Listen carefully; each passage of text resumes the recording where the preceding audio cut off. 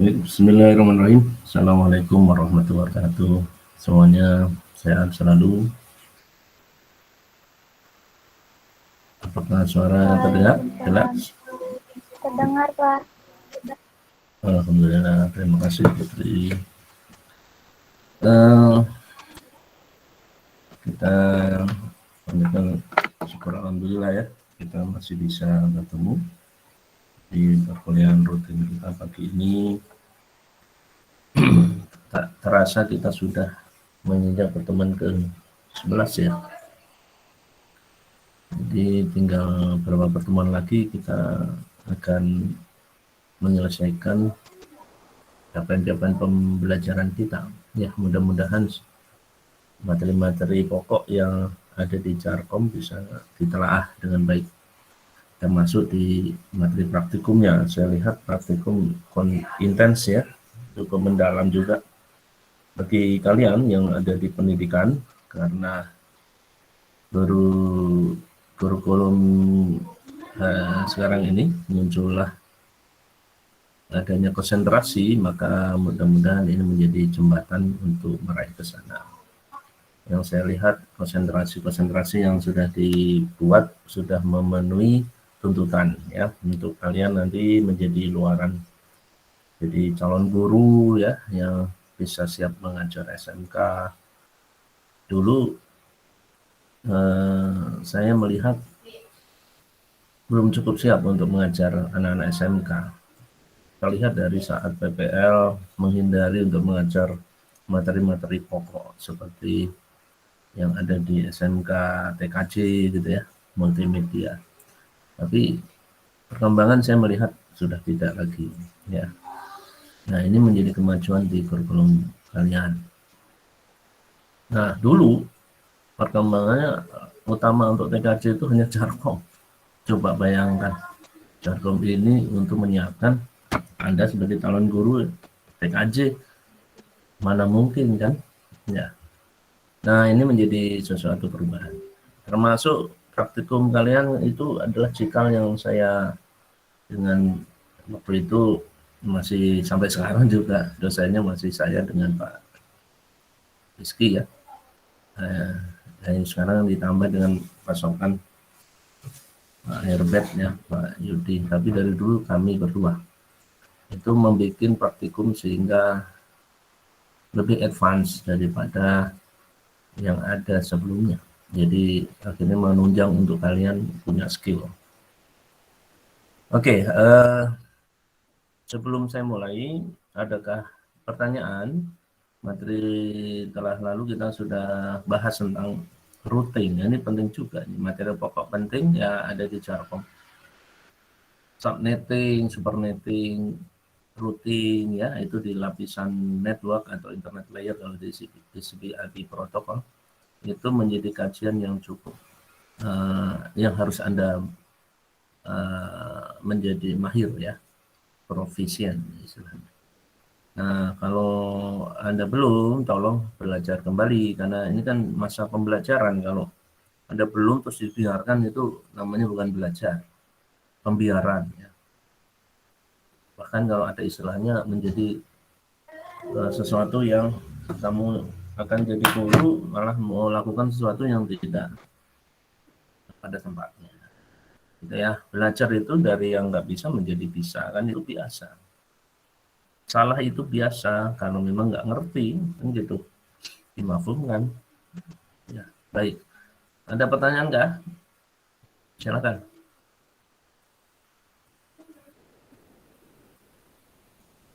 Ya, Aisyah? Enggak. Baik, minggu lalu kita pernah belajar bagaimana memahami routing ya. Salah satu peran dari layar network, bagaimana kita merutekan. Nah, pada saat merutekan, kita perlu tahu mana yang harus kita simpan di dalam tabel routing. Kita tahu ada 3 jenis metode routing ya, static, dynamic, dan default. Nah, disinilah letaknya adalah bagaimana bisa mempetkan ya, bagaimana melihat tabel routing itu bisa muncul. Lalu kita melihat default routing itu yang biasa directly ya. Nah kemudian kalau kita melihat dynamic atau static ini gimana terbuatnya path itu selaras oleh kalau static ada kita sebagai admin, yang kalau dynamic diserahkan oleh mesin itu sendiri yaitu router. Nah ini kapasitas tergantung daripada router itu sendiri bisa mencapai algoritma apa ya. Maka pada saat Anda beli router itu jelas maka mekanisme itu akan terincluded untuk bisa dilakukan ya. Oke. Nah, bagaimana cara men-setting? Saya pikir sudah jelas ya. Anda perlu melihat beberapa poin penting yang akan di-setting. Komennya yang kaitannya dengan routing, IP root ya kan. Nah, kemudian di situ di sampingnya apa? Ada network node-nya, node ID yang akan menjadi destinasi. Ya kan? Jadi bisa dikatakan destination network ID-nya. Kemudian baru subnet masking. Setelah itu apa? Putri bisa dilanjut. Kalau kita men-routing komen itu dilanjut dengan argumen apa aja itu parameter argumennya bisa dibantu. Bapak maaf boleh diulang. Tadi suaranya agak putus-putus di saya. Oh gitu, baik. Jadi kalau dalam men-setting routing kan kita pakai komen IP root. Nah ya, IP root, kemudian argumennya apa aja? Copy list IP root, kemudian apa? Silakan Putri. Jelas suara?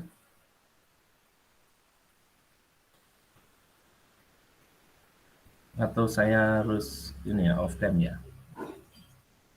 Putri masih?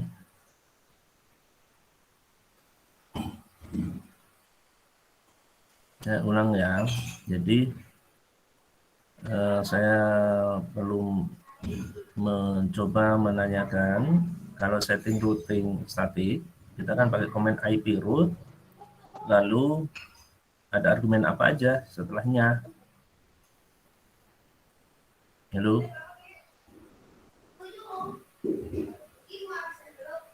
Putri, nggak terdengar. Sesudah IP root mungkin kita juga harus memasukkan subnet masknya Bapak. Urutkan dulu dari yang pertama. Pertama apa? Kan itu ada format sintaknya ya, nggak bisa kita asal kan. Dari IP root kemudian apa? Spasi, di situ apa? Ya benar subnet masking, tapi sebelum itu ada apa? Sebelum subnet masking ada satu namanya apa? Argumennya. Next hop-nya Pak. Next hop setelahnya, sebelumnya. Destination network-nya. Iya, destination network. Ya, destination network ID-nya, lalu baru subnet masking-nya. Setelah itu baru next hop-nya. Ya. Next hop itu apa Putri?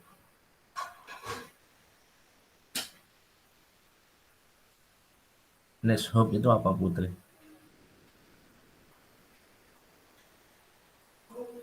Next hop itu itunya Bapak router selanjutnya Bapak. Apa itu router selanjutnya teh? Yang dipegang apanya? Yang kita tulis. Itu router tetangganya Bapak. Ya, di router itu ada apa namanya?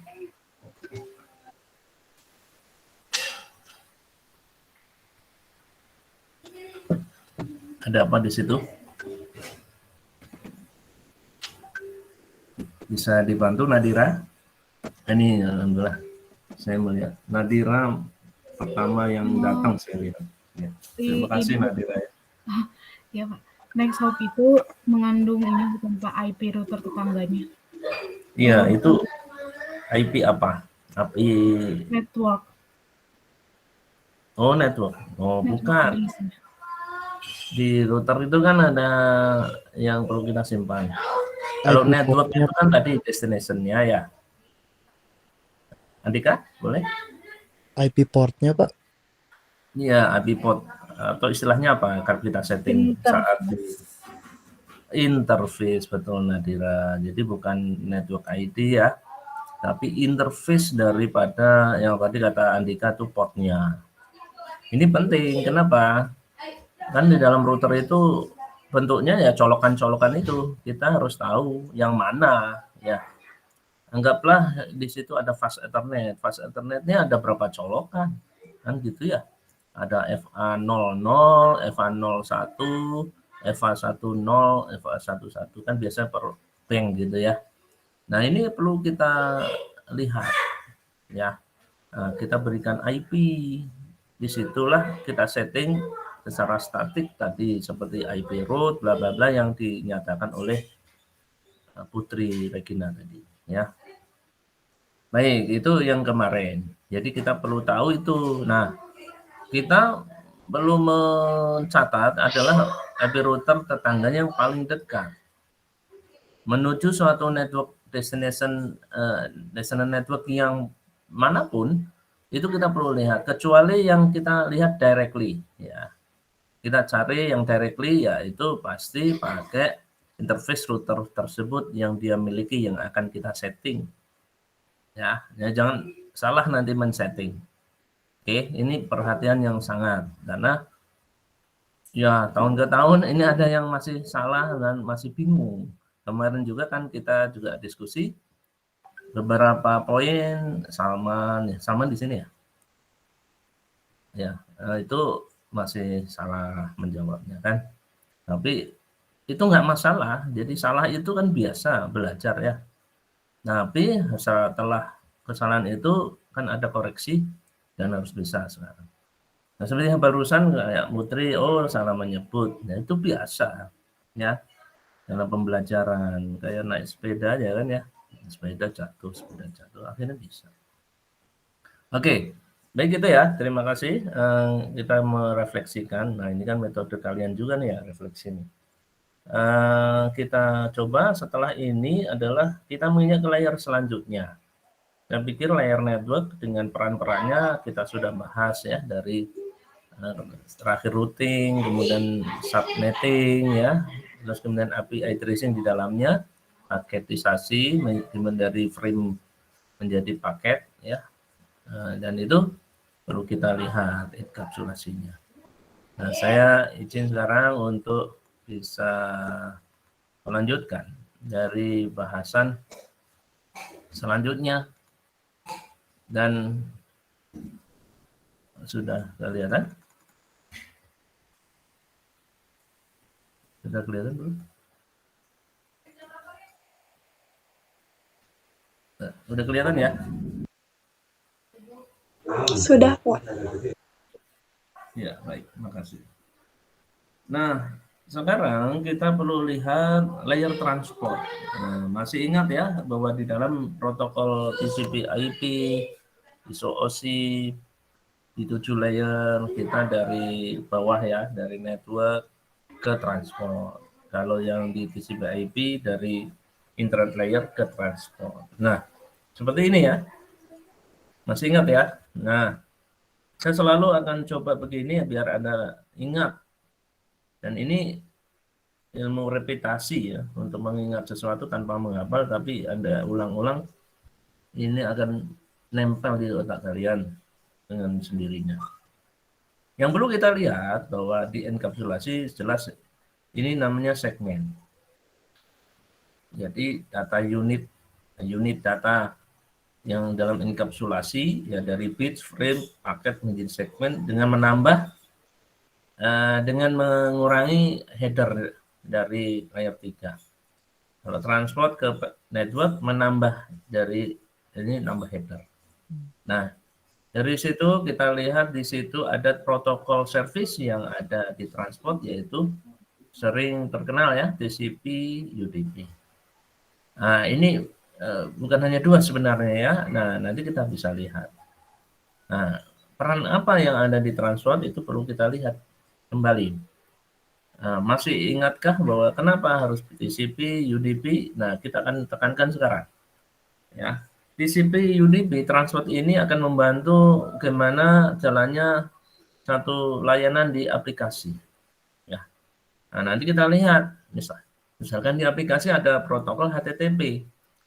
HTTP ini Anda ingat bahwa setiap kali di web browser untuk mencapai URL kita perlu HTTP. Maka di server service harus diinstal, harus disetting HTTPD config, biasanya gitu ya.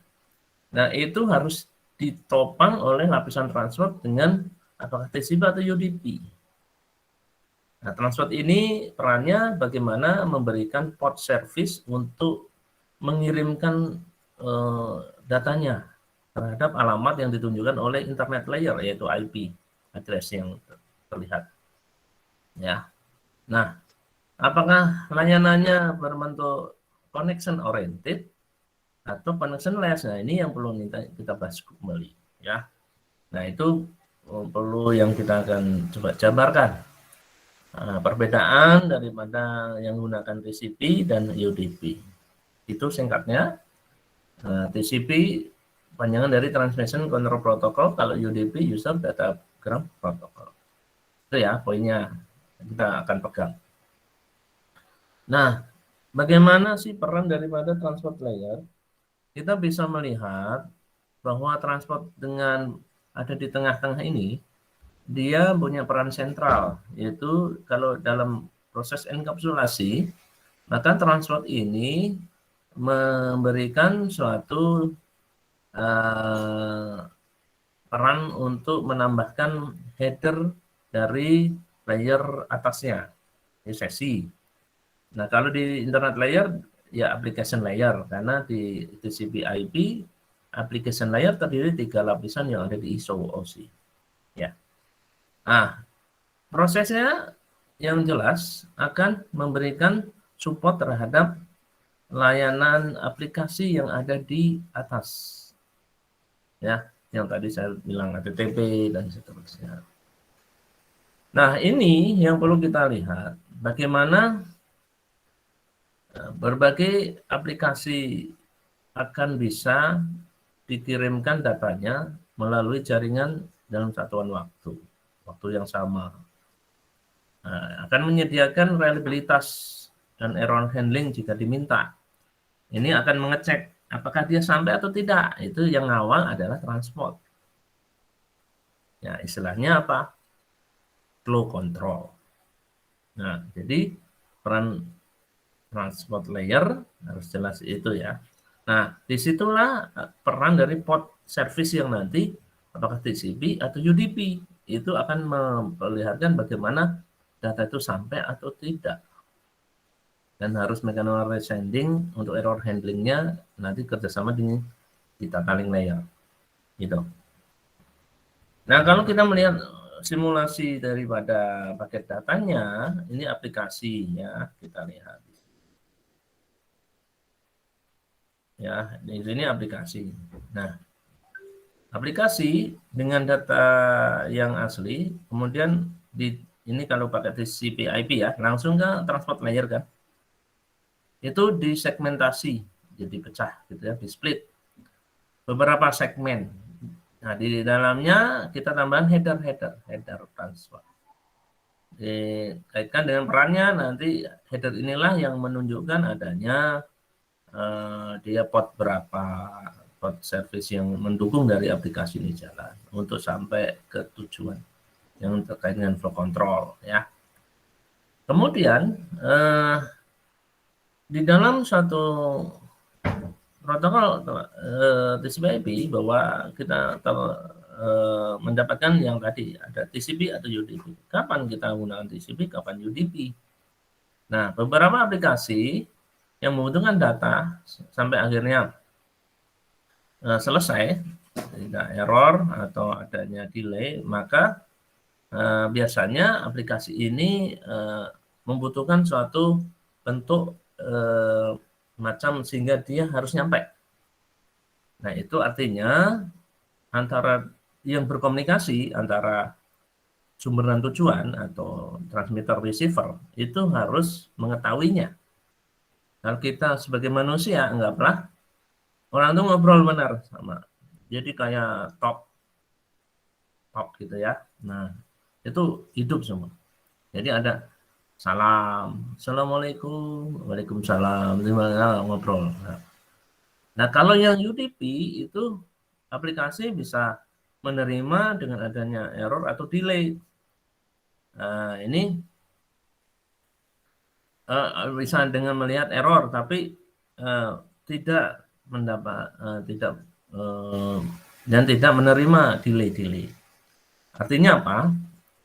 Jadi ini dia mengirimkan data dikaitkan dengan data yang ada, ya komunikasinya itu tanpa harus melihat daripada yang berkomunikasi itu bisa menerima dengan baik atau tidak. Jadi pokoknya ngirim saja. Nah, tidak melihat harus ada apakah bisa menerima atau tidak, ditanya gitu ya kalau di manusia. Kirimannya seperti halnya Anda kayak tukang pos mengirim di inbox-nya di rumah Anda. Dulu kalau zaman dulu zaman saya surat-suratan dengan teman saya itu di depan rumah ada inbox. Karena ada orangnya tidak, nggak usah ribut, taruh aja di situ. Nah, itu bentuk dari UDP. Gitu ya. Kalau TCP itu harus harus diterima oleh orangnya. Ada tok gitu kan. Nah, nanti apa maknanya dari situ kita akan lihat selanjutnya. Nah, perbedaan mendasar adalah kalau TCP itu akan mengutamakan reliabilitas. Jadi reliable, kehandalan tanpa error. Misalnya, kalau ada error dia harus balik.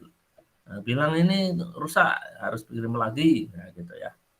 Nah, kalau ini yang penting cepat. Penyampai masalah dia terimanya ada bermasalah itu nanti kemudian, gitu ya. Nah, itu. Nah, apakah layanan? Pertanyaannya, apakah layanan seperti itu ada? Tadi saya perlihatkan kalau kita melihat surat-suratan. Nah, dalam mekanisme digital ya, mail server itu bentuk ada UDP-nya, ya, gitu. Nah, kalau yang komunikasi seperti apa TCP? Banyak. Seperti kita telepon-teleponan itu kan hubungan dengan telefoni, ya, itu bentuk daripada ini gunakan TCP.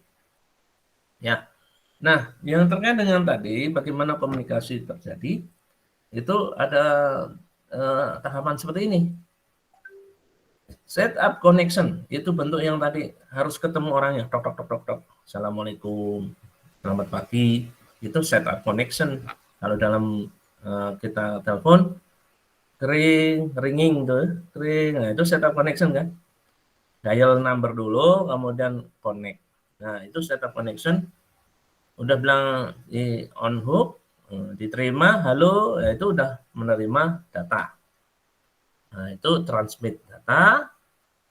Lalu setelah selesai wassalam kemudian dimatikan, itu close connection.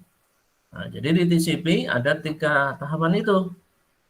Tahapan setup connection atau pembuka hubungan, kedua transmit data, pengiriman data, dan ketiga adalah close connection. Nah, kalau di sini dilihat setup connection with the receiving host before sending data. Lalu check if segment, jika kita lihat segmen sudah sampai atau tidak, kita resending. Ya, itu untuk mengetahui ada reliabilitas. Lalu mengurutkan segmen, itu bentuk dari reliabilitas juga. Ya, mengurutkan sesuai order. Kalau tadi kan di segmentasi itu kan dipecah-pecah tadi, ada urutannya kan. Nah, nanti biar urut sesuai dengan message yang ada. Nah, kenapa di split? Ya karena kapasitas media kita kan terbatas, maka harus ringan. Nah, pengiriman ini kemudian sampai host ini menjadi suatu tugas dari transport yang dengan flow control tadi. Tetapi ini memakan waktu dan resource yang ada. Ini kekurangannya. Nah, setelah itu ada close connection. Jadi sering kita nanti akan ada istilah three-way handshake. Ada 3 tahapan tadi. Nah, itu dinamakan connection oriented. Sekali lagi. TCP, IP tadi, TCP itu connection oriented. Ingat ya, ada 3 tahapan connection oriented itu. Set up connection, kemudian transmit data, close connection. Nah, UDP adalah connectionless. Connectionless itu tidak kontak langsung sebelum pengiriman data kepada penerimanya. Dan tidak mengecek jika data sampai atau tidak. Untuk itu di resigning. Lalu tidak mengurutkan sesuai urutan. Yang penting cepat yang tadi ya. Maka low overhead dan ini bisa effort. Contoh layanan apa? Itu VoIP, streaming video, DNS, ya, domain name service itu yang seperti yang kalian kalau hosting sesuatu, nah itu bentuk dari UDP. Nah, artinya apa connectionless itu? Connectionless itu tahapannya hanyalah mentransmisikan data. That's all. Ya. Nah, itu yang perlu kita perhatikan. Jadi perbedaan connection oriented dan connectionless harus tahu ya dengan melihat TCP dan UDP. Nah, inilah tadi di dalam tugas atau peran transport layer ada enkapsulasi kan menambahkan header. Nah, isi header tuh ini. Antara TCP dan UDP beda. Nah, masih lebih banyak kaitannya fieldnya TCP. Lebih singkat di UDP karena dia menyimpannya hanyalah source port service ya yang digunakan dan port destination yang dikomunikasikan panjang dari yang dibawa checksum untuk checksum masih ingat checksum terus data dari aplikasi yang disegmentasi ya. Nah, kalau yang TCP karena ada connection oriented ada field ACK, acknowledgement. Apa itu acknowledgement? Field yang menandai ada yang sampai atau tidak. Kan ada ACK, pemberitahuan kembali. Nah, gitu ya. Nah, ini perlu kita lihat. Ya. Di samping itu ada header length, kode bit, reserve ini penjabaran dari yang length tadi. Kemudian ada option ini kalau diperlukan. Oke. Terus window organ ini ya, itu juga tergantung daripada memori yang ada. Ini ada tambahan itu yang ditambahkan. Nah, yang perlu diingat bahwa ini butuh 20 byte, ini 8 byte. Nah, ini contoh port number yang tadi ya, yang ini port. Ini adalah bentuk peran yang ada di transport layer, di mana dengan melihat ini kita juga sudah tahu port ini adalah TCP atau UDP, ya. Nah, itu perlu kita lihat udah punya standar. Contohnya yang Anda sering gunakan pada saat Anda membuat web server, itu kan ada port service kan. Nah, itu bentuk daripada port service yang ada di transport layer. Contoh HTTP yang kudu harus Anda config ya, konfigurasi HTTP config itu di port 80. Ya kan? Port 80. Nah, itu HTTP dari application layer. Nah, kemudian kalau FTP itu ada bagaimana file transfer kan, ada download, upload sama pengirimannya. Itu ada port 20 dan 21. Nah, mail server itu ada POP3, ada SMTP. POP3 kan untuk mendapatkan inbox. Itu di 110, SMTP ada sendiri ya. Nah, di sini kalau nggak salah 25. Untuk telnet Anda sering gunakan bagi yang remote itu pakai port 23 ya kan. Kalau SSH 22 ya kan. Nah, ini sebagian contoh ya daripada bagaimana penggunaan port service yang nanti disimpan di header. Nah, sini. Lalu pertanyaannya, apakah ini TCP atau UDP? Apakah ini TCP atau UDP? Lihat dari sifat daripada layanan di aplikasi ini. HTTP ini bisa UDP atau enggak, atau TCP. Nah, gitu. Dan biasanya di monitoring simulator, baik Anda coba pakai Cisco Packet Tracer Simulator atau WireShark ya untuk monitoring, akan terlihat itu TCP atau UDP layanannya. Ya, coba aja Anda bisa gunakan simulasi itu. Nah, contoh ini. Bagaimana kita menggunakan komunikasi yang satu klien itu akan berhubungan terhadap layanan HTTP, maka akan terlihat begini, ya, di mana ada port yang di klien itu melihatnya dari port apa. Nah, ini port ini adalah port yang didefinisikan di well-known port ya, namanya well-known port di standar kita komunikasi. Nah, itu dari 0 sampai 64 kilo ya.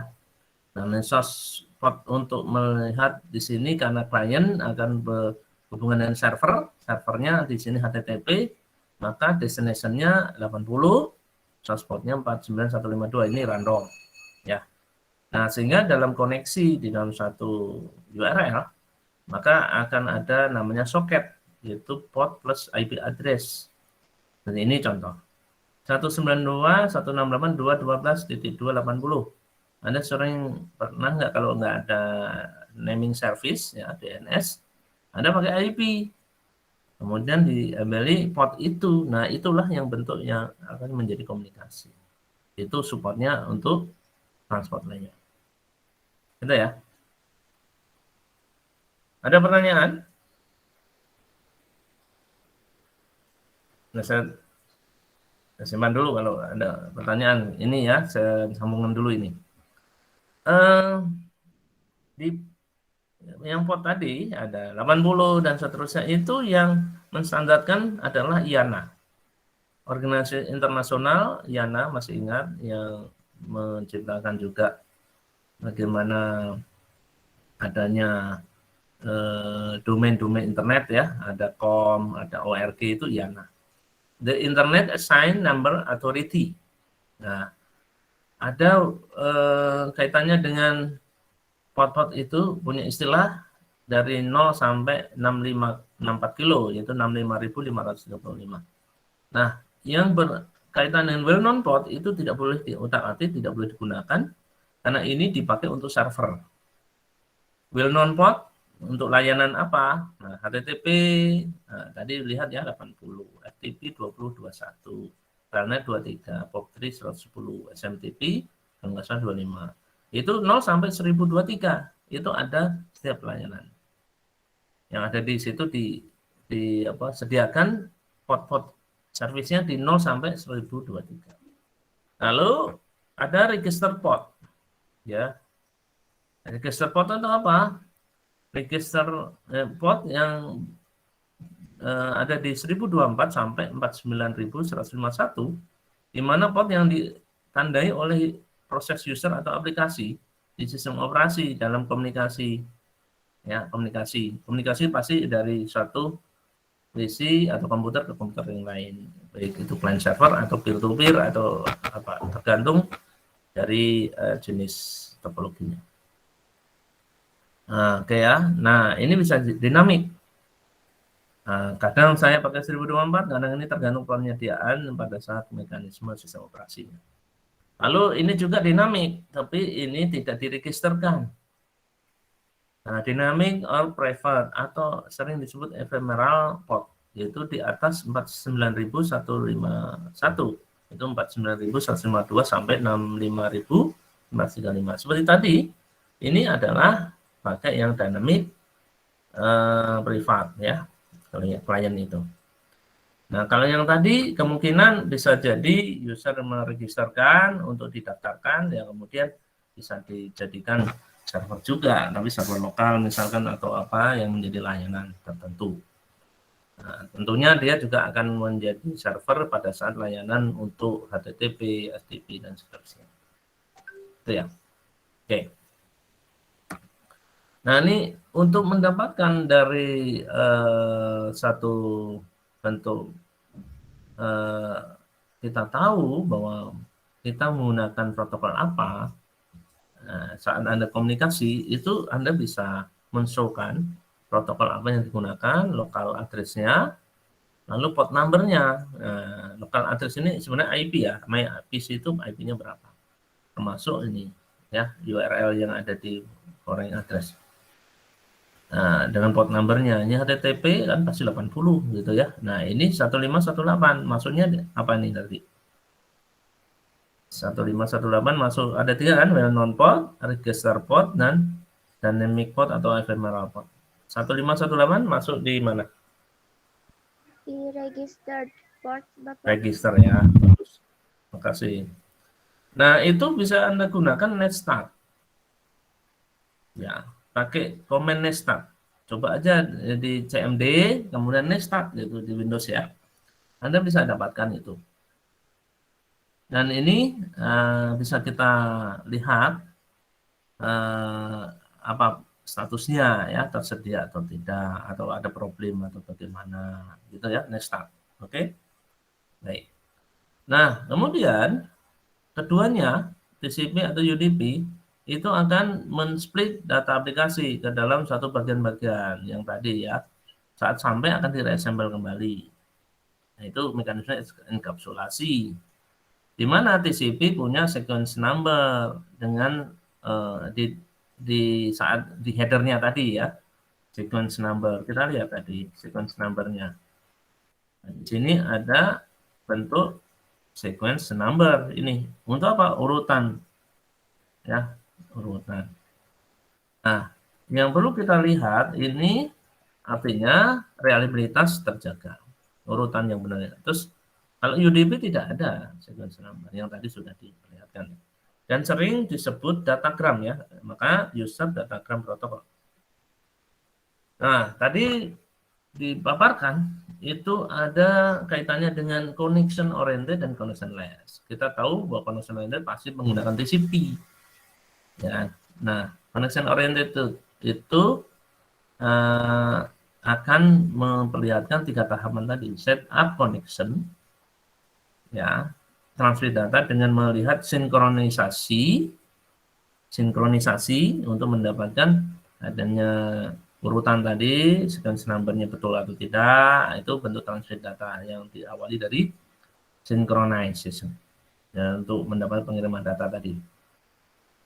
Nah, kemudian baru close connection. Nah, bentuk 3 hal itu tadi namanya three-way handshake. Salam-salaman istilahnya kalau di dalam bahasa Indonesia ya. Ingat ya, three-way handshake. Oke ya. Nah, ketika data dikirim itu selesai atau transfer data ini kelar ya, host akan mengirim sinyal selesai. Nah, itulah tahap terakhir dari three-way handshaking. Ya, setup connection, sending data atau transfer data dengan diawali proses sinkronisasi dan close connection. Ya, end session ini. Nah, contohnya three-way handshaking pertama synchronization, setup connection dulu, sinkronisasi dari A ke B ya. Nah, kita lihat ini. Nah, sekuennya berapa? Nah, kita lihat receive dengan sekuen X. Lalu sinkronis ACK. Y untuk X ini terima, oke, ini terima sinkronisasi ACK-nya. Baru kemudian send ACK Y udah keterima. ACK juga harus dikonfirm ya. Dan kemudian baru finalisasi yang tadi bahwa ini sudah selesai komunikasinya, semua data selesai, send ACK sama terima, kemudian finalisasinya. Dan itu bisa kita bangun seperti ini dengan memperlihatkan satu simulasi ya di dalam headernya kita perlihatkan. Misalkan tadi kita menggunakan TCP, maka TCP ada sequence number ya patokannya ya. Nah, ini ada source portnya 1028 pakai register port ya. Nah, destination 23 ini pakai layanan apa nih? Kalau tahu begini 23. 23 pakai apa? 23 servernya pakai apa?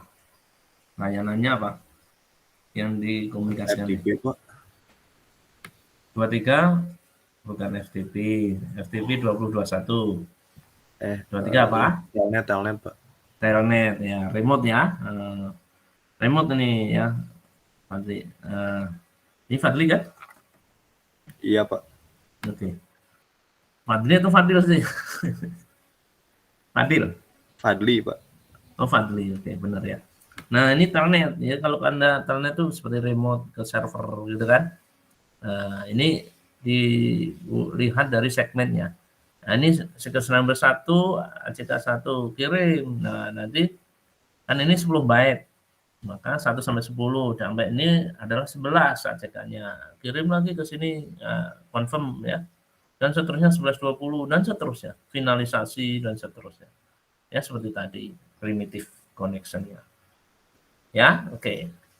Nah, untuk itu perlu ada, kenapa 10 byte itu diterima di header-nya itu ditulisnya window size, ukuran dari memori untuk menerima dari informasi tadi. Ya, oke, 10 byte terus gitu sampai selesai. Oke ya. Gitu. Nah, mungkin ini adanya loss segment terjadi. Pada saat seperti apa? Contoh, kita mengirimkan 1 sampai 2099 artinya 3000. Ya, 3000. Nah, RISI 1299 mengirim ACK 3000. Nah, 3000 sampai 499 mengirim 3000 ACK-nya 4000 dan seterusnya.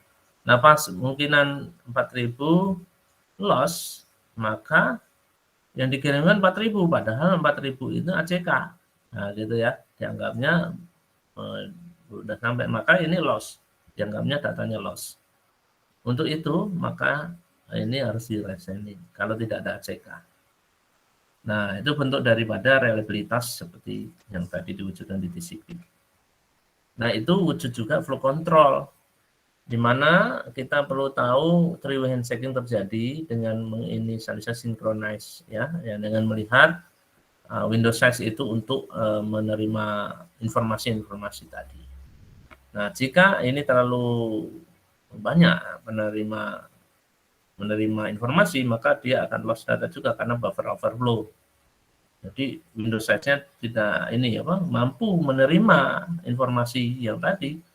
Nah, sehingga nggak bisa menerima, mana sih yang diterima dan sebagainya, kewalahan istilahnya. Ya, nah, dan ini perlu membesar memori atau window size. Ya, nah itu juga. Nah, kita bandingkan bagaimana kalau kita bandingkan TCP dan UDP. TCP dan UDP itu menggunakan sama-sama port number ya, tergantung dari komunikasi yang terjadi. Tadi contoh kalau HTTP 80, FTP 2021, Telnet 23 dan seterusnya. Itu port number. Keduanya juga akan men-split jadi segmen ya dari aplikasi data yang ada. Yang berbeda, TCP ada three-way handshaking, yaitu setup connection dan close connection-nya. Kalau UDP cuma di tahapan sending data saja. Nah, TCP menggunakan ACK dan resending, TCP menggunakan flow control untuk reliabilitas, TCP reassemble segmen dengan right order, ada sequence number kan, UDP tidak. Nah, UDP keunggulannya karena fast, dia low overhead, ya less overhead. Nah, itu yang perlu diingat kembali. Ya. Nah, itu yang perlu kita gambarkan. Ini saya ambil dari CCNA dengan yang mudah-mudahan ini materi singkat ini kita akan bisa nanti lanjut saat membicarakan aplikasi data. Nanti akan kita ulang kembali port mana yang menggunakan TCP, service mana yang menggunakan TCP atau UDP. Layanan apa yang ada di lapisan layanan atau aplikasi layer. Demikian materi hari ini, singkat aja. Kalau ada yang mau ditanyakan, Silakan. Masih panjang waktunya, 1 jam lagi. Nah, silakan ada pertanyaan. Ya, silakan Hanum. Iya Pak, izin bertanya, Silakan. apakah boleh kita memakai port number yang kan tadi ada sesuai apa ya aturan dari IANA itu, yang Ya, misalkan HTTP itu ngegunain port yang 80. Nah, apakah kita boleh memakai angka yang bukan ditetapkan IANA gitu? Misalkan kita ingin pakai 85 gitu. Nah, kalau misalkan boleh, itu apa konsekuensinya? ya, baik. Ya, sebenarnya sederhananya port mana ya bisa kita gunakan kalaupun tidak pakai yang standar gitu ya. Itu pertanyaan aliasnya ya. Nah, tapi kalau masalah ini kan standar ya. Seperti halnya standar itu berlaku untuk produk lain ataupun layanan lain. Contoh waktu pertanyaan ini juga sama waktu kabel UTP ya. Nah, warna-warna itu kan urut ya. Sekarang boleh nggak kita warnanya urutannya berbeda? Masih terhubung nggak? Pertanyaannya Hanum. Enggak, Pak. Masa belum pernah nyoba ya? Iya, lebih tepatnya. Nah, Enggak, kami pernah mencoba urutannya berbeda nih. iya. Bisa connect. Mm-mm. Misalkan bukan urutan yang itu ya, yang biasa itu ya, seperti oreng-oreng dan seterusnya. Saya mau mulai dari pertama butuh hijau-hijau. Boleh, boleh. Tapi yang jelas kalau yang UTP, kalau mau strike atau cross ya, strike itu harus ujungnya apa? Satu-satunya untuk UTP yang dulu. Ujungnya sama atau enggak? Strike through. Ujungnya Nah, sama kan? Iya. Nah, kalau cross berbeda kan? 1, Iya. 3, 2, 6. Itu aja prinsipnya. Kita tetapkan satu mana, dua mana kan gitu. Itu yang UTP. Itu YANA juga itu. Ya. Oke. Nah, itu ya IATIA. EETA sorry, YANA. Nah, sekarang kamu bertanya tentang port. Sebenarnya port itu kan sarana juga. Port yang karena kalau kita coding itu port itu kan dipakai untuk komunikasi. Namanya communication port communication ya. Nah, soket itu kan, soket komunikasi itu kan yang penting prosedur call-nya jalan. Pernah nggak ada istilah prosedur call? Dalam komunikasi itu kan ada prosedur call yaitu binding untuk mendapatkan port itu kita mau komunikasi di port mana, gitu kan. Yang penting itu disepakati, layanannya di mana, itu jalan. Tetapi kalau Anda mau layanan publik, nanti orang mekanismenya yang biasa pakai 80, kamu enggak. Kan jadi akhirnya URL-mu enggak bisa dikoneksi. Connection timeout atau apalagi itu. Yang adanya trouble komunikasi Anda. Di HTTP misalkan ya. Ya, port yang lain bisa. Nah, saat kemudian nanti, nah ini jurang untuk biasa dapat hacker. Disinilah hacker banyak kan tidak pakai standar. Ya. Nah, itu yang harus Anda tahu, ya. Nah, maka dari itu nanti bertabrakan. Jadi kalau Anda nggak pakai yang well known port, maka tidak terlihat oleh sesuatu yang dianggap radarnya standar internasional. Nah, kalau Anda ingin menjadi sesuatu yang boleh untuk diperbolehkan, yaitu ya register port. Ya, register port.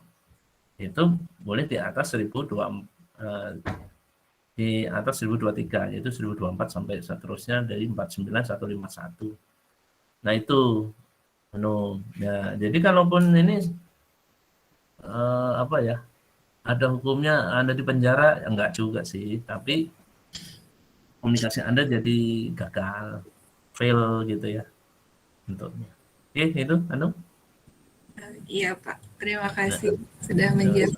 Terima kasih. Ya, silakan yang lain.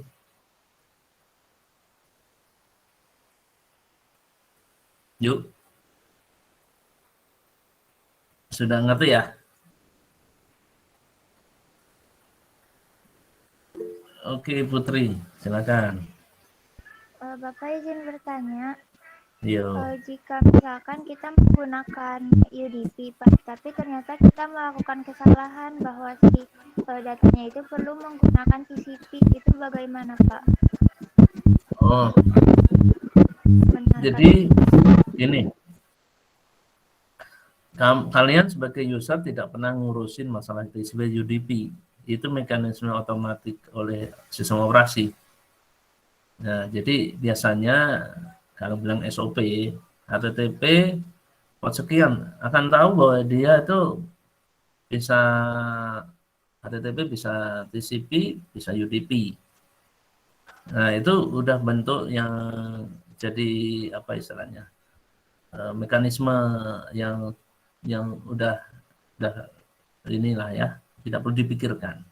Akan jalan sendiri dengan sudah ada interoperability terhadap suatu perangkat, dan itu tidak perlu dikhawatirkan Anda salah, karena itu sudah menjadi apa itu konvensi ya, konvensi terhadap primitive communication. Itu Putri. Jadi kalau Anda baca read for common ya, RFC sekian itu akan ada. Dan itu di sistem operasi akan algoritmanya sendirilah yang membuat itu. Bukan kalian yang menentukan. Gitu ya. Oh, jadi tidak mungkin ada kesalahan dalam UTP dan Iya. Yang lain. Bapak. Yang salahnya biasanya adalah bagaimana data itu diterima dengan baik oleh Windows size-nya. Jadi secara spesifikasi hardware Anda support atau tidak gitu ya. Biasanya memori ya, internet connection dan seterusnya. Ya. Oke. Atau registry tertentu hilang di sistem operasi ya, bisa jadi error gitu. Gitu, Putri.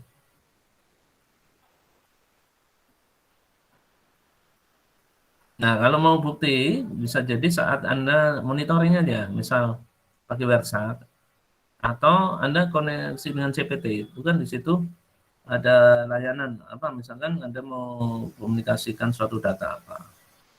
Ya, layanan HTTP kan muncul itu situ nanti. Oh, muncul itu TCP, UDP, gitu. Atau disimulasi ya. Disimulasi, sebentar, ini Anda bisa nggak?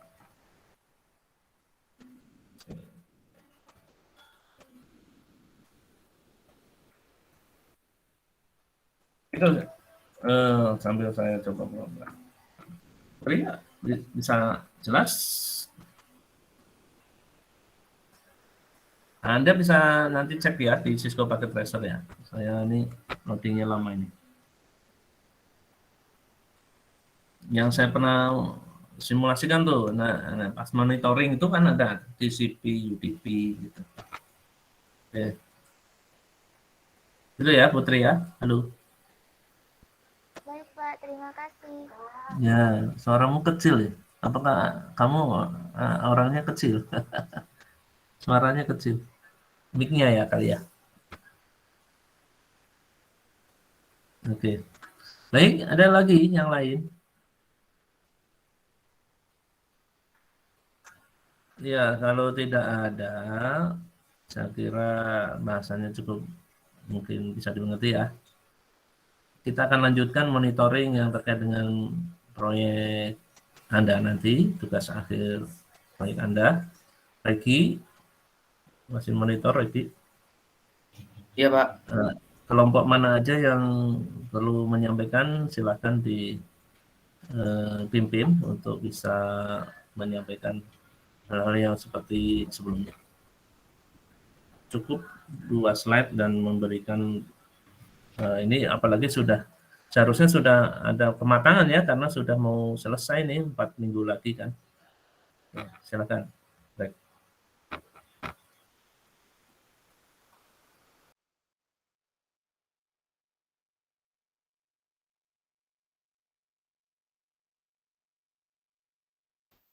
Kelompok mana dulu nih, Reki? Yang tersisa hanya 9, 8, dan 7, Pak. Ya, nggak apa-apa. Selesaikan aja. Oke, selamat pagi teman-teman semua dan Pak Edi. Di minggu ini kita akan melanjutkan presentasi mengenai tugas besar. Yang pertama, karena sudah diurutkan atas permintaannya, dipersilakan untuk kelompok 9 terlebih dahulu, kemudian disusul oleh kelompok 8 dan terakhir oleh kelompok 7. Kepada kelompok 9 dipersilakan. Ya, silakan. Kelompok 9 siapa aja? Ya, kelompok 9, kelompok Farhan, Pak. Farhan sama siapa aja? Ada Farhan, kemudian ada Rangga, ada Putri, sama Aisyah, Pak. Oh, silakan. Ya, izin share screen ya, Pak ya. Yuk.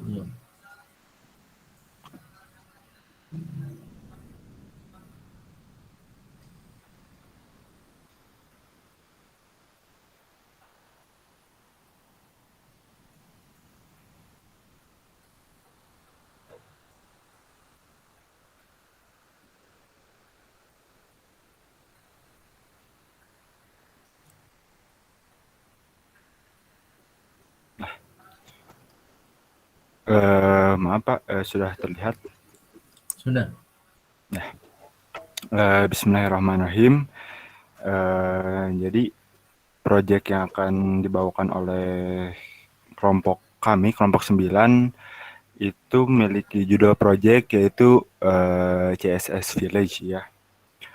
Nah, adapun anggota dari kelompok kami ada Aisyah, ada saya sendiri Farhan, ada Putri Regina, dan ada Rangga. Nah, jadi CSS Village itu apa? Nah, jadi CSS ini memiliki singkatan gitu ya. Yaitu C-nya itu comfortable, kemudian S-nya itu safe, dan S terakhir adalah smart. Nah, jadi apa sih gitu CSS Village ini? Nah, jadi CSS Village ini itu kayak sebuah rancangan sistem cerdas gitu yang memanfaatkan teknologi untuk tujuan kenyamanan dan keamanan sebuah desa yang dimana sistem tersebut terintegrasi di satu pusat atau secara tersentralisasi gitu. Nah, jadi konsep IoT kami itu bakal diterapin di sebuah desa dan dimana rancangan sistemnya itu yaitu tadi tujuannya itu buat kenyamanan, keamanan juga gitu. Nah, adapun latar belakang gitu kenapa kita milih konsep ini.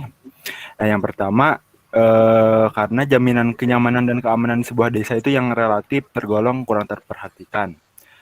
Nah, di konsep kami nanti kenapa kenyamanan dan keamanan di desa itu kami prioritaskan ya karena kami melihat beberapa kasus gitu. Nah, tidak sedikit kasus di mana tindak kriminal terjadi di tempat umum gitu ya, di sebuah desa karena minimnya fasilitas publik yang menjamin keamanan gitu. Nah, mungkin ada istilah mungkin kalau di desa itu kayak apa ya, rawan begal mungkin ya. Apalagi kalau di jalan-jalan yang sepi gitu kan banyak itu kan faktor penyebabnya itu karena kurangnya fasilitas publik, entah itu lampu penerangan jalan atau apapun itu yang tidak sedikit yang memicu tindak kriminal gitu. Nah, kemudian ada juga terbatasnya aktivitas masyarakat di malam hari gitu dikarenakan fasilitas jalan untuk mengakses desa tersebut kurang memadai. Nah, jadi di konsep kami itu benar-benar kayak pengen nerapin sebuah teknologi di mana istilahnya akses ke desa itu tuh bisa diakses setiap saat gitu. Jadi nggak terhalang oleh fasilitas, misalkan malam-malam jalan sini gelap, takut kesini kemana gitu. Nah, yang terakhir latar belakangnya adalah jarangnya fasilitas keamanan yang baik gitu di setiap rumah masyarakat di desa karena latar belakang masyarakat yang berada di kelas menengah ke bawah. Nah, karena kan kita tahu ya fasilitas keamanan di kota gitu ya, masyarakat di kota dan desa itu cukup berbeda gitu. Kalau di kota kan kita banyak mungkin ya di tempat-tempat umum itu kayak banyak CCTV gitu kan, kamera keamanan atau apa-apa gitu untuk misalkan mengantisipasi terjadi suatu hal yang tidak diinginkan gitu. Nah, kemudian kita kan bisa monitoring gitu. Bahkan kalau di kota sendiri juga kan nggak sedikit gitu ya, perorangan per rumahnya juga bisa jadi ada gitu CCTV itu karena ya mereka mampu gitu. Nggak kayak warga di desa gitu kan, jarang gitu kan ada yang perorangan pasang CCTV kayak gitu tuh gitu. Nah, jadi tujuan dari proyek kita itu yang pertama itu meningkatkan kenyamanan dan keamanan masyarakat ketika berada di dalam rumah gitu. Nah, yang kedua meningkatkan produktivitas masyarakat ketika berada di luar rumah. Nah, jadi diharapkannya dengan suatu saat proyek kita ini diimplementasikan ya produktivitas masyarakat itu bisa meningkat gitu. Maksudnya nggak terbatas hanya di siang hari aja gitu kan. Kan biasanya kan kalau di kota kan produktif gitu ya, entah pagi entah malam itu. Kalau di desa kan biasanya ya kayak petani gitu itu kan atau kerja apapun itu kan relatif siang hari gitu, malam itu istilahnya apa ya, kesannya itu kayak keengen gitu ya desa itu. Makanya rata-rata kegiatan atau aktivitas masyarakat di desa pada malam hari itu biasanya suka berhenti gitu ya. Nah, yang ketiga ada minimalisir terjadinya tindak kriminal gitu. Nah, tadi udah disinggung juga gitu ya. Nah, yang keempat ada sistem monitoring yang terintegrasi langsung ke pusat atau data center di desa tersebut sehingga memudahkan masyarakat apabila terjadi sesuatu gitu. Nah, nanti mungkin bakal dibahas di rancangannya ya. Dan terakhir tujuan dari proyek kita adalah untuk menjawab tantangan digitalisasi gitu yang merata sampai ke tingkat desa gitu. Jadi karena zaman terus berkembang, nah diharapkan perkembangan teknologi ini nggak hanya dinikmati oleh kalangan orang-orang kota saja gitu. Nah, jadi harapannya ya sampai ke tingkat desa pun merata gitu ya. Nah, mungkin buat rancangan atau gambaran kasarnya gitu ya dari desain konsep KSS Village kita ini kurang lebih ada kayak gini. Nah, kita asumsikan ini adalah sebuah desa. Nah, jadi sebenarnya layanan atau fasilitas apa sih di proyek kita yang akan kita bawa gitu. Nah, garis besarnya kita ada punya 3 rancangan gitu. Nah, yang pertama ada lampu jalan cerdas gitu. Yang kedua ada central camera security dan yang ketiga adalah mitigasi bencana berupa pendeteksi kebakaran. Nah, jadi rancangan konsep kita itu adalah ketiga proyek ini, rancangan ini itu terintegrasi di satu pusat di mungkin kita menamainya itu data center gitu ya. Entah implementasinya nanti data center ini bakal ada di balai desa atau mungkin terpisah gitu punya data center sendiri. Nah, jadi di proyek kita ini rancangan atau istilahnya konfigurasi sistemnya itu bukan di rumah warganya atau di mananya, tapi benar-benar konsentrasi di data center yang menghubungkan ke beberapa lokasi gitu di satu desa gitu. Nah, yang pertama ada lampu jalan cerdas. Nah, kenapa kami pengen ada lampu jalan cerdas desa ini? Karena ya tadi kita mengingat bahwa di desa itu kan masih minim gitu ya fasilitas publik buat kenyamanan gitu kan, misalkan buat malam hari gitu kan, jadi akses jalan desa tersebut jadi terbatas. Nah, kita berencana adain lampu jalan cerdas ini gitu. Nah, rencananya memang di lampu jalan cerdas ini kami pengen pasang kayak sensor cahaya gitu. Jadi ketika si sensor ini mendeteksi bahwa cahaya yang diterima itu rendah gitu ya, alias cuaca di sana sedang gelap gitu, sedang mendung, nah otomatis si lampu jalan ini itu bisa nyala otomatis. Nah, namun mengingat ini kan di Cisco gitu ya, dan istilahnya fitur lampunya juga terbatas. Nah, kami belum tahu apakah ini jika pakai sensor cahaya tersebut bisa memungkinkan atau enggak gitu. Nah, kalau memang nggak ada gitu ya fitur buat bikin lampu kayak gitu ya, mungkin kita bakal bikin lampu jalan cerdas aja gitu yang terintegrasi langsung ke data centernya gitu. Nah, kemudian di sini ada central camera security juga. Nah, jadi si kamera ini itu nanti konsepnya itu bakal nyatu gitu ya sama si lampu jalannya. Jadi setiap lampu jalan yang dipasang, misalkan ini kan ada ya gitu asumsinya di perempatan gitu ya, perempatan jalan warga. Kalau enggak ini ada nih di bawah yang ada garis-garis putus-putus, ini asumsiin kayak jalan kosong gitu. Nah, jadi kami nyimpen lampunya itu beserta kameranya gitu untuk mengantisipasi hal-hal yang tidak diinginkan terjadi gitu. Nah, jadi otomatis si kamera security ini terintegrasi gitu semua di data center gitu. Jadi ketika warga menerima laporan misalkan telah terjadi sebuah apa ya, kejadian yang tidak diinginkan. Nah, karena kan warga di desa relatif mungkin ya kalau misalkan jadi sesuatu kan misalkan nggak punya CCTV kan mereka bingung gitu. Ini nyari jejak rekamannya gimana gimana. Nah, karena ini kan fasilitasnya udah disediakan oleh desa, jadi si warga ini bisa datang langsung ke data center misalkan, oh kemarin misalkan apa ya, di jalan sini itu udah terjadi katanya dengar rumor misalkan ada contoh ada pembegalan gitu. Nah, jadi si warga itu bisa monitoring ke data center gitu. Apakah benar gitu ya semalam itu telah terjadi pembegalan atau enggak. Nah, jadi fungsinya sistem-sistem ini terintegrasi ke satu pusat itu kayak gitu. Jadi ketika masalah apapun yang dialami desa itu enaknya ya kita tinggal datang ke data center aja gitu. Nah, yang ketiga ada mitigasi bencana berupa pendeteksi kebakaran. Nah, jadi pendeteksi kebakaran ini ya kayak biasa gitu ya, kayak sensor api. Nah, jadi ketika sensor api ini merasakan adanya api ya otomatis outputnya itu bakal pakai sirine gitu, pakai suara gitu. Nah, kenapa kayak gitu? Karena kan kita tahu gitu ya, kalau misalkan terjadi kebakaran malam hari gitu kan, apalagi masyarakat desa misalkan lagi tidur, nah khawatirnya memang orang-orang tersebut tuh lagi nggak sadar gitu.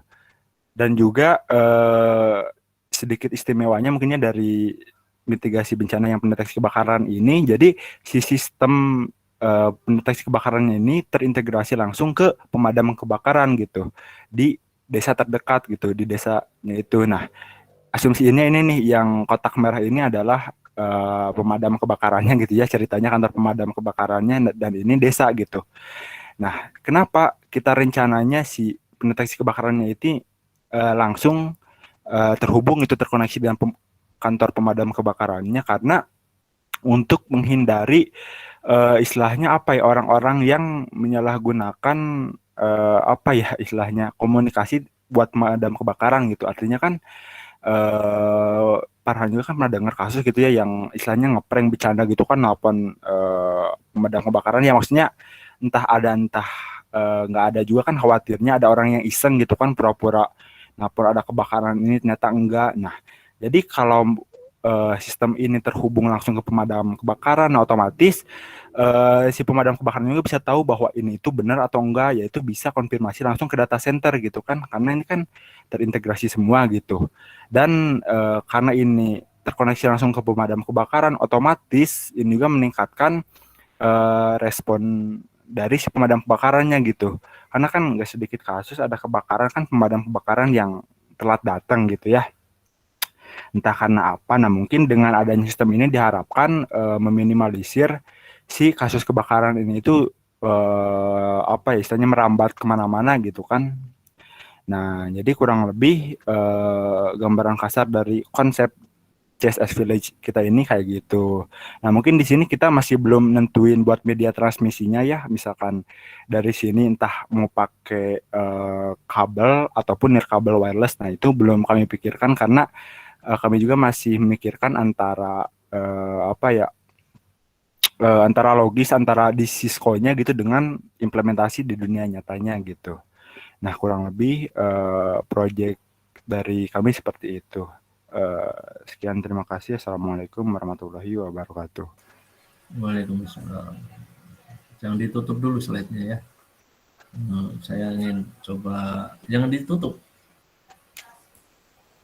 Farhan? Ya, Pak. Oh, ya sebentar, Pak.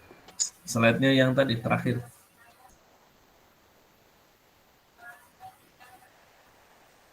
Ditayangkan kembali slide terakhir.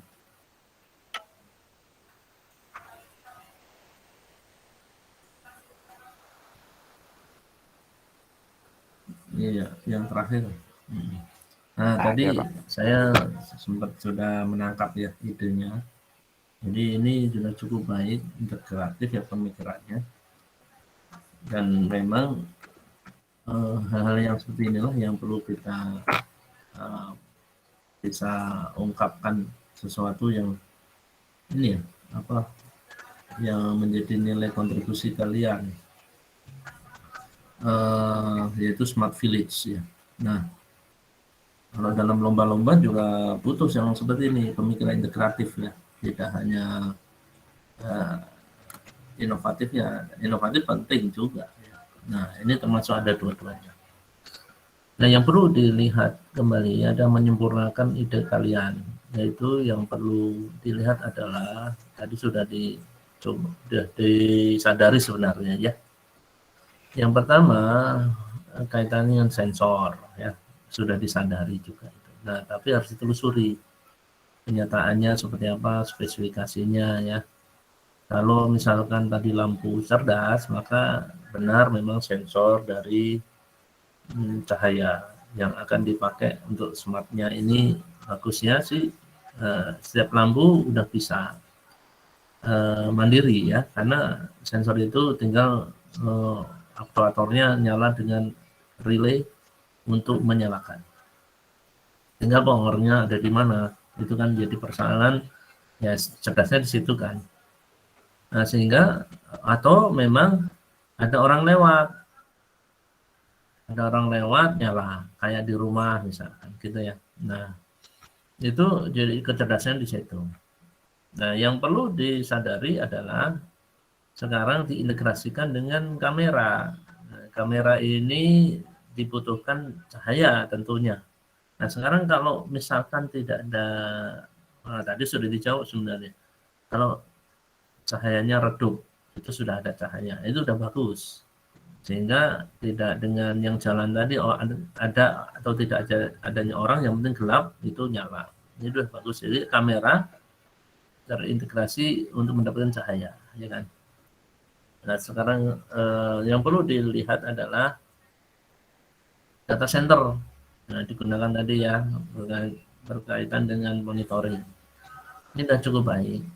Yang perlu dilihat adalah jangkauan. Nah, untuk mendapatkan jaringan komputernya adalah bagaimana komunikasinya terkait dengan perangkat-perangkat ini. Jangkauannya sejauh ini, kalau mau pakai kabel itu kan hanya optimasinya 100 meter untuk UTP. Kalau wireless pun sama ya, kalau access point sesuatu yaitu router kita biasanya 100 meter. Nah, itu perlu dilihat di realisasi, kalau enggak ditambah repeater. Dan kalau ada MQTT ya, protokol MQTT wireless itu lebih jauh lagi, pakai loreng itu ya, LoRa. Nah, itu jauh lagi. Nah, dan itu perlu ada referensi tertentu ya. Nah, itu boleh baca-baca nanti. Nah, untuk itu saya pikir sangat mungkin ini diimplementasikan dan cukup baik ya. Hanya ya sempurnakan dengan itu ya, bagaimana ada komunikasi antara di data centernya sendiri dengan jaringan. Nanti kan kamu harus setting juga itu servernya ya. Di sini kan belum terlihat di PPT-nya untuk IP-nya, terus layanan apa gitu ya. Untuk monitoringnya pakai apa, yang jelas HTTP kan tadi udah belajar. Nah, itu kemudian mensentralkan untuk mendapatkan monitoring kebakaran. Apakah nanti juga akan telepon ke satuan kebakaran tuh nomor telepon kontaknya atau gimana gitu ya. Atau memang ada aktuator kebakaran ngeluarin seperti layaknya kalau di satu gedung. Tapi karena ini di luar mungkin, atau mungkin ya butuh pemadam kebakaran ya. Atau memang di rumah warga disediakan ada sesuatu aktuator yang menyalakan untuk memadamkan api secara temporary, daripada gede-gede pas kecil sudah langsung. Itu juga boleh ya. Nah, jadi perlu kiranya kalau ini smart village outdoor ya, saya lihat outdoor semua ini. Kalau yang di indoor baru dipasang sesuatu sensor yang tambahan lain. Ini sudah cukup baik ya. Kalaupun nanti dilanjut ya, baiknya ini nanti diformulakan untuk bisa ikut kompetisi ya.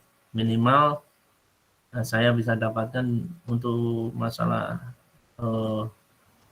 sistem cerdas ini bisa ke Kemastik ataupun PKM ya. Nah itu larikan ke sana. Ya larikan ke sana. LIDM juga bisa. Ya. Apalagi kalau ini sekarang ada kampus Merdeka Belajar, Anda bisa dapat poin untuk memberikan prestasi ke sana untuk bisa dikonversi ya. Bahkan skripsi juga boleh tidak perlu katanya. Nah ini prodi Anda sudah menyerap juga katanya. Gitu kira-kira Farhan dan yang lainnya ada pertanyaan?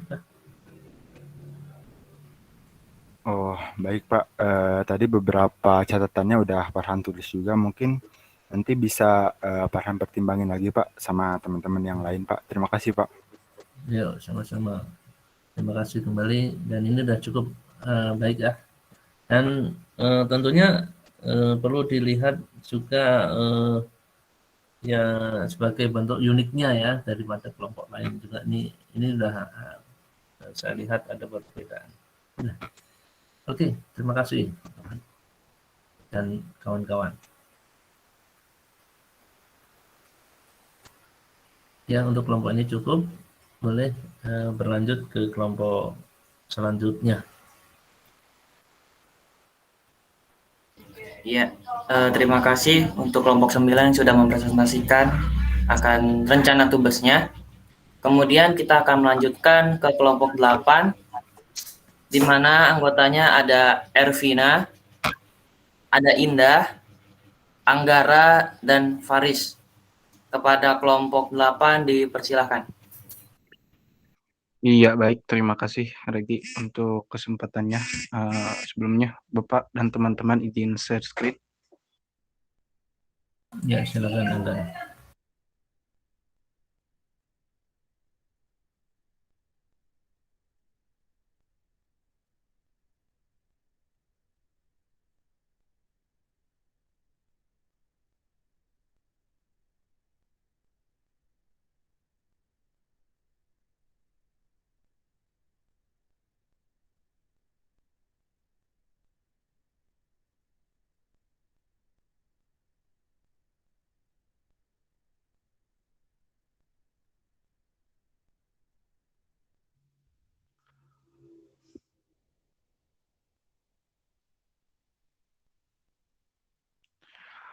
Ya, baik. Assalamualaikum warahmatullahi wabarakatuh.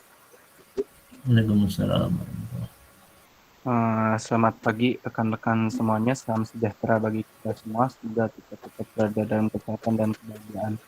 Kami, saya di sini Anggara Agung Lesmana mewakili kelompok 8 untuk dalam kesempatan pagi ini akan menyampaikan rangkaian tugas besar kami yang kami beri judul Smart Lab at School. Di kelompok 8 sendiri ada saya, Anggara Agung Lesmana, ada Ervina Nurul Asyahani, ada Faris Rizky Andika, dan ada Indah Novitasari. Mengambil tema konsep Smart Lab at School, jadi kami ini ingin memudahkan petugas keamanan atau penjaga sekolah untuk mengontrol lampu yang berada di sekolah pada jam-jam tertentu. Sudah ditentukan lampu dapat diatur agar dapat on-off secara otomatis. Sebenarnya konsep yang kami angkat ini merupakan IoT sederhana ya, yaitu otomatisasi lampu di sekolah dengan menggunakan sensor-sensor seperti sensor cahaya. Adapun fungsi dari konsep yang kami angkat yaitu ada manajemen sistem penerangan di sekolah serta otomatisasi sistem penerangan di sekolah.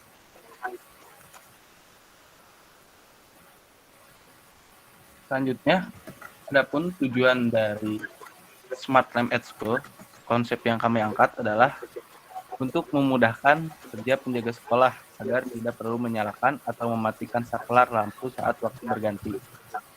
Jika kita lihat bagaimana ribetnya ketika sekolah yang besar dan setiap sore atau menjelang malam hari penjaga sekolah harus menghidupkan lampunya gitu.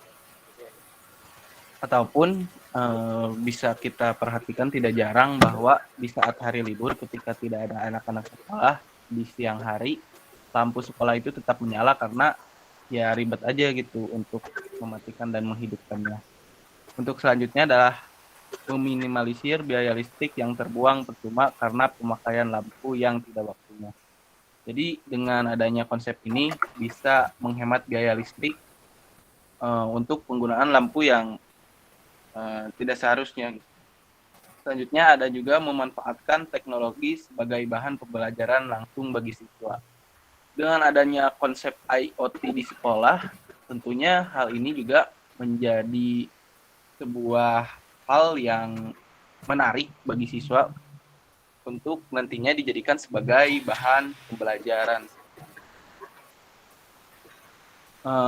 Kami selanjutnya mengira-ngira bahwa alat dan bahan yang dibutuhkan untuk membangun jaringan dari konsep yang kami angkat adalah ada sensor cahaya, ada PCB, ada Arduino Uno, ada access point, ada wireless ESP8266, ada relay dan LCD 2x16.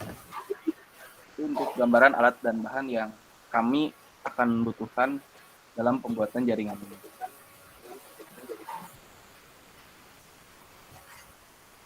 Selanjutnya di sini juga ditampilkan rancangan sederhana macam gambaran kasar dari Smart Lamp Expo ini. Jadi yang pertama dimulai dari proses input dan yang dimana itu adalah dihasilkan dari sensor cahaya.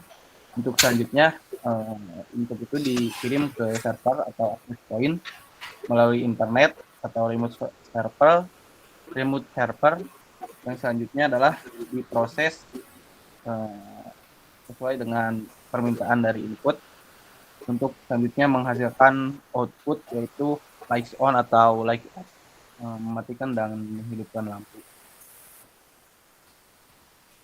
Selanjutnya untuk gambaran kerja sendiri bisa dilihat bahwa di sini sensor akan mengirimkan suatu informasi ke dalam Arduino melalui komunikasi serial dan akan diteruskan pada PC melalui komunikasi serial, kemudian dikembalikan kepada Arduino untuk menghasilkan output yaitu di lampu itu sendiri. Ya, mungkin itu saja gambaran konsep dari tugas besar IoT dari kelompok kami. Mungkin dari Bapak atau teman-teman ada yang ingin berkomentar.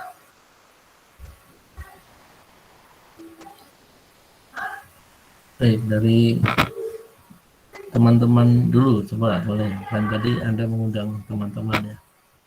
Silakan teman-teman sebelum saya berkomentar.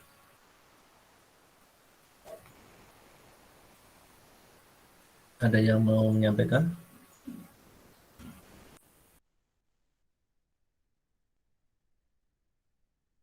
Baik, kalau tidak ada, coba boleh ke slide yang tadi yang ada komponen-komponennya. Iya. Oke. Oh ya, mau tanya dulu sebelumnya Anggara dan teman-teman sekelompok ini. Ini Anda merancang punya referensi, jurnal atau apa? Satu buku? Iya Pak, untuk konsep ini sendiri kami mengambil dari beberapa jurnal yang tersedia di internet Pak. Jadi ada beberapa jurnal yang juga membahas tentang konsep ini gitu. Nah, jurnalnya disebutkan ya, jadi nanti bahwa kalian tidak ini, karena saya melihat ada kesalahan. Jurnalnya apakah yang jurnal yang benar-benar bisa dipercaya atau tidak ya, karena memang kan bekal kaitannya dengan IoT di mata kuliah ini nggak ada, kalian belum dapat juga. Itu hal yang lumrah untuk Anda mencari referensi ya. Nah, tapi yang perlu saya cermati adalah sensor cahayanya, sensor cahaya seperti apa? Kan sensor banyak ya.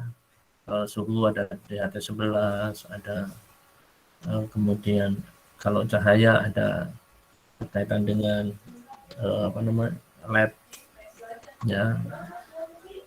Kemudian itu PCB itu maksudnya PCB yang bagaimana. Lalu yang kaitannya wireless ESP8266 saya baru dengar dan saya baru baca kalau ada namanya wireless ESP8266. Kalau yang saya ada adalah MCU atau not MCU ya, sebagai bentuk controller otaknya dari sebuah bentuk komputasi ya, atau di sini IoT yang menghubungkan sensor-sensor, yaitu ini ESP8266. Tapi bukan tulisannya wireless gitu. Apakah ini dapat dari referensi? Memang ESP8266 ada sensor yang untuk bisa menerima WiFi. Ya. Nah, lalu bentuknya seperti apa? Maka kalau boleh rangkaiannya perlu diperlihatkan. Oh, ini adalah membangun jaringan komputer. Pertama ada jaringan IoT yang kemudian disambungkan dengan satu bentuk yang dibilang jaringan komputer, sehingga bisa kita bangun jaringan komputer. Nah, titik-titik mana yang Anda akan coba raih untuk mendapatkan itu semua? Contoh yang tadi, sekolah-sekolah. Ya, buatlah satu topologi ya, yang sehingga bisa tergambar. Mau berapa ruang, kan sensor itu bisa harus berapa titik misalkan ya. Apakah tiap ruangan, enggak apa, dibuat simulasi yang cukup sederhana, berapa ruang dulu. Sehingga nanti yang saya minta Anda implementasi di CPT-nya tidak, CPT kan simulator ya. Ya, harusnya bisa disempurnakan di sana. Nah, ini belum terlihat. Ini belum terlihat. Karena nanti harus dibuktikan. Ya, walaupun simulator ini kan bisa dibuktikan, simulator kita CPT ini ya. Udah canggih nih CPT ini. Nah, gitu. Jadi persoalannya boleh saya lihat referensinya seperti apa, Anggara. Nah, sehingga apa yang saya sampaikan tadi biar tidak menjadi sesuatu yang kamu salah mengerti gitu. Coba boleh nggak bisa? Paham ya, Anggara?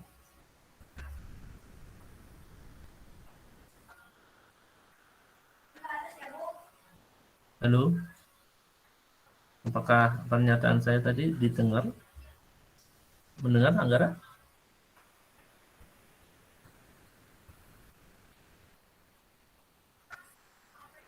Halo, kayaknya nih kelompok anggota kelompoknya bisa membantu seperti Pak. Anggara ada.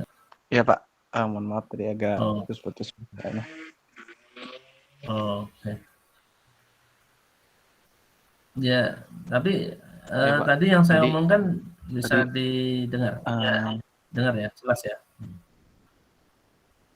mohon maaf Pak, bagaimana Pak? Oh, halo. Oh, tadi saya banyak ngobrolnya nih. Ya, yang tadi Pak, yang bagian akhir yang enggak ini. Tadi yang soal Ya, referensi, tolong bagaimana? bisa tunjukkan referensinya. Ya baik. Mungkin saya minta bantuan ke teman-teman juga ya dari kelompok saya.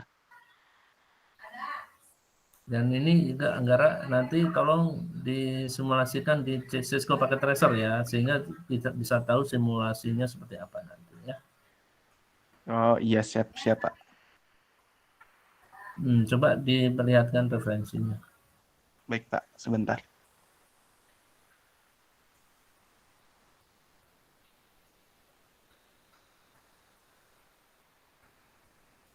Yang penting adalah kalian menunjukkan jaringan komputernya ya, jaringan yang terkait dengan terhubung IoT ini seperti apa.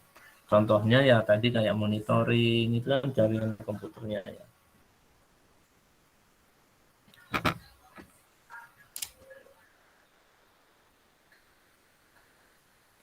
Nah, seperti contoh tadi kan Anda punya algoritma ya. Algoritma itu kan Anda ngambil dari jurnal, harus sempurna ya, jangan dipotong-potong. Apakah ini ide flowchart kamu sendiri atau dari jurnal? Nah, kalau dari jurnal harus disitasi. Jangan sampai dianggapnya ini adalah buatanmu. Kan Anda bisa juga buat sebenarnya.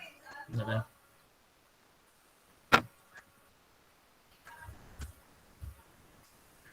Yuk silakan. Baik, Pak.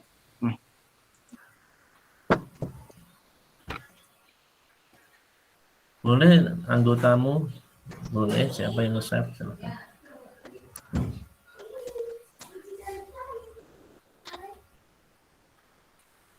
Ya. Nah, Jadi ini dari mana nih? referensi. Oke, terus coba tunjukkan ke bawah. Sensornya, istilah-istilah tadi kamu dapat dari mana? Ya, Pak.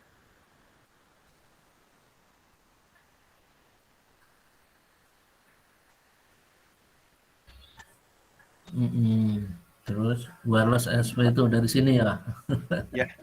Nah ini yang saya bilang, ini sesuatu yang saya bilang ISP itu disebutnya wireless SP itu udah sesuatu yang kurang benar ya.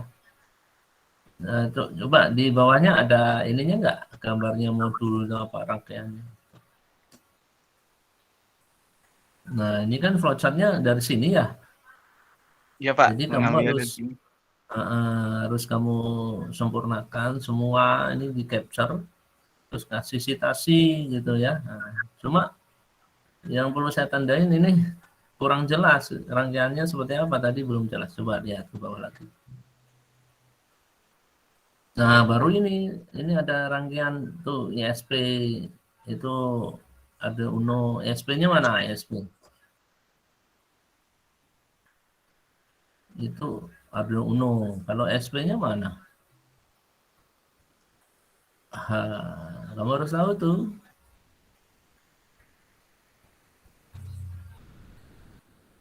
Nah, itu kan LCD. No, ISP-nya mana?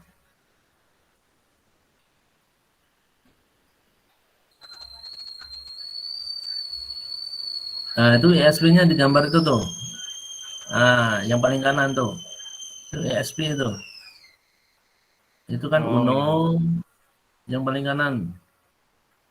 Enggak ini. Ini di gambar nih, foto gambar 7. Itu kan ada 2 blok ya. Ada LCD. Nah, itu kanan itu ISP 8266. Ini Uno. Ada Uno nih yang putih-putih ini. Nah, dengan PCB-nya. Nah, artinya kurang jelas juga ini, harus ditambah referensinya ya. ISP 8266 itu yang digunakan rangkaian mana? Tapi rangkaian bloknya nggak ada tadi. Coba ke bawah, ada nggak?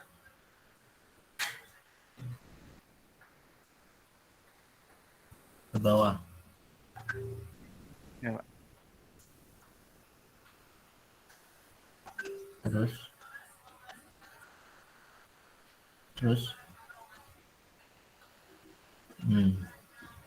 coba ke atas. Nah ini diagram bloknya belum jelas, ISP-nya mana. Yang tadi coba ke diagram blok tadi. Nah ini ISP-nya sebelah mana. Nah itu yang belum jelas ya. Kalau melihat ISP-nya ada di sini, ini nggak digambarkan nih yang di kanan itu. Nggak boleh dipotong itu ya. Oke, jadi yang jelas kamu harus mengerti bagaimana yang kamu akan bangun di realitanya di Cisco Packet Tracer minimal ya. Dan ini semuanya kalau dibeli murah kok ya. Cuma nanti kan sensor lampunya ada kan dalam satu modul ya, satu lampu. Gimana kalau beberapa lampu berhubungan? Nah, yang perlu kita cari kan jaringan komputernya. Bagaimana titik-titiknya itu? Jangan tersentral ke IoT-nya atau sensornya saja. Dan kita rancang adalah integratif. bagaimana kalau kamu tadi bayangkan orang matiin lampu semua. Nah, itu yang perlu digambarkan jaringannya ya, Anggara. Iya, siap, Pak. Oke, ya, Nah, referensinya tambahkan, bukan jangan hanya satu ini. Dan ini kalau punya wireless ISP, dan itu disingkat aja cuma ISP, berarti ISP ada 32S, 8266. Nah, jadi saya akan menyaksikan jurnal ini gitu. Itu ada cuma bilang ISP saja. Coba di gambar 4, bla bla bla bla, dan ISP. Enggak ada serinya. Lalu Arduino Uno itu juga sebenarnya ada seri ya, tapi dia menyebutkan penyederhanaan yang akhirnya mengurangi arti ya. ISP32S ada, ISP8266 ada, serinya banyak. Itu ya. Oke. Iya, baik, Pak. Ya belajar, sekalian belajar sekalian ya. Dan ini tolong anggota kelompoknya juga bekerja sama. Ini kelihatan. Ayo maksimalkan, kurang tinggal berapa minggu lagi ya. Kalau kamu muputnya cuma sehari akan nggak bisa selesai. Kelihatan ya, Anggara, tolong kuning nih bagi saya. Oke, baik. Tambahin jurnal ya Anggara dan yang lainnya. Siap, Pak. Ya cukup, masih tinggal kelompok selanjutnya, terakhir ya. Ya, Pak. Terima kasih kepada kelompok 8 yang sudah mempresentasikan. Kiranya saran yang sudah diberikan dapat diterima dan dikembangkan untuk lebih baik lagi ke depannya. Kita ke kelompok terakhir, ada kelompok 7, di mana anggotanya ada Mizelia, ada Akvina, Rizky Fatur Rahman, dan Muhammad Rizky Budiman. Kepada kelompok 7 dipersilakan. Baik, izin share screen ya. Yuk, silakan.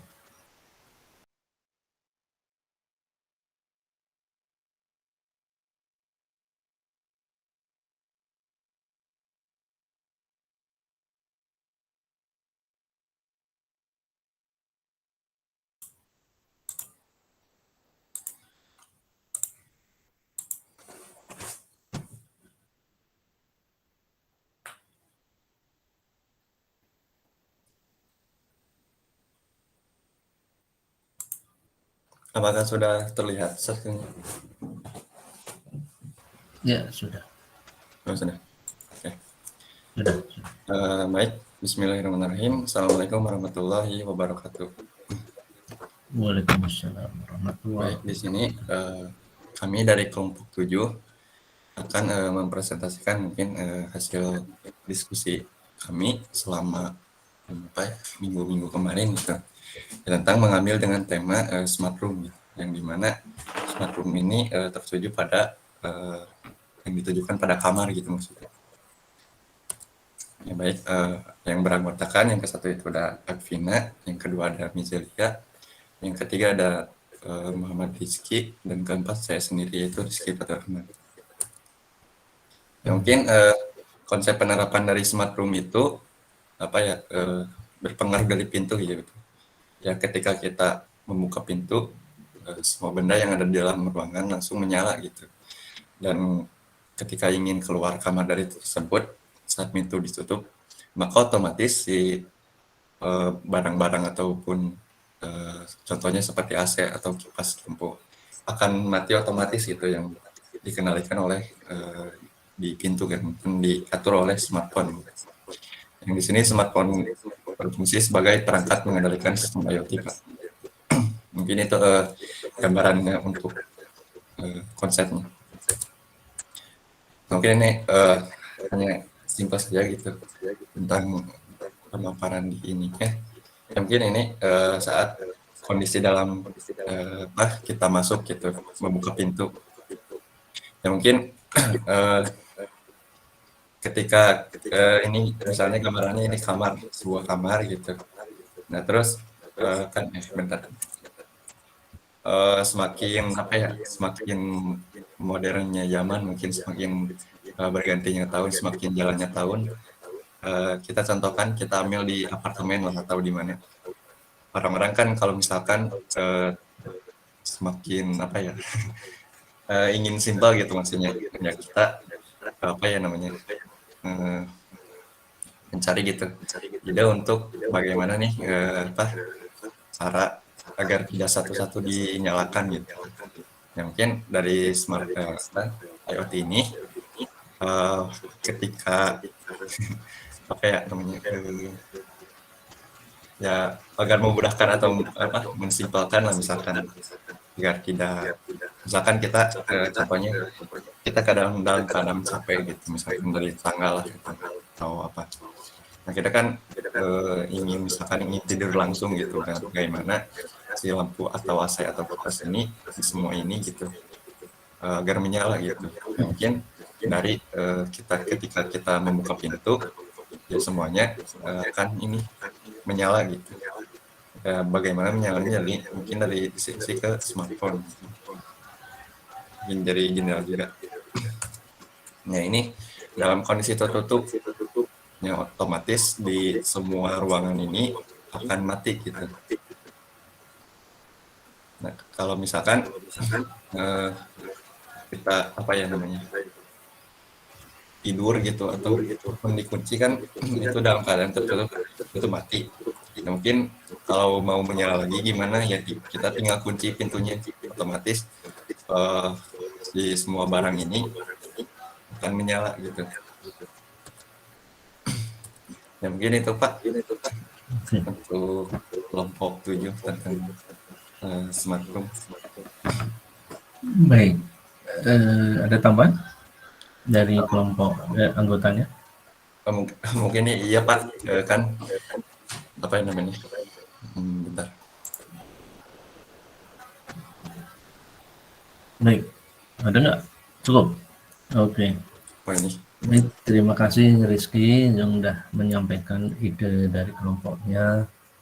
Yang pertama, ini mirip-mirip yang kita sering alami di hotel lah ya. Kalau hotel kita pernah ke hotel nggak Rizky? Belum sih Pak. Oh belum, waduh. Di hotel yang berbintang biasanya itu sudah ya berbintang 4 ke atas ya. Itu kalau kita sudah mau meninggalkan ruangan, pintu tertutup, semuanya mati. Pada saat kita masukkan satu cup, masukkan ke itu, semuanya nyala. Nah, tinggal kita relay kan artinya ya, relay. Nah, yang perlu kita lihat tadi, kita belum tahu sensor apa yang kamu gunakan. Ya. Nah, yang saya lihat hanyalah sebuah relay on off dihubungkan dengan suatu pintu tutup.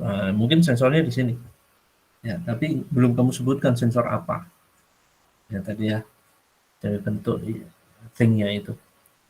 Nah, yang perlu dilihat adalah bagaimana bentuk kasusnya, apakah hanya pintu tutup dan terbuka hanya karena itu, atau proses bisnis lainnya, misalkan tentang keamanan, atau bagaimana sehingga dibutuhkan kayak gini. Itu belum ada tadi. Ya, mungkin kalau hanya ingin efektif itu ya boleh-boleh aja, tapi yang lebih signifikan apa gitu lah ya.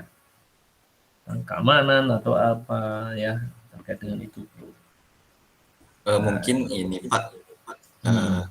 Boleh Pak? Boleh. Jadi apa ya? Mungkin ya yang di hotel itu cuma apa ya gambarannya gitu.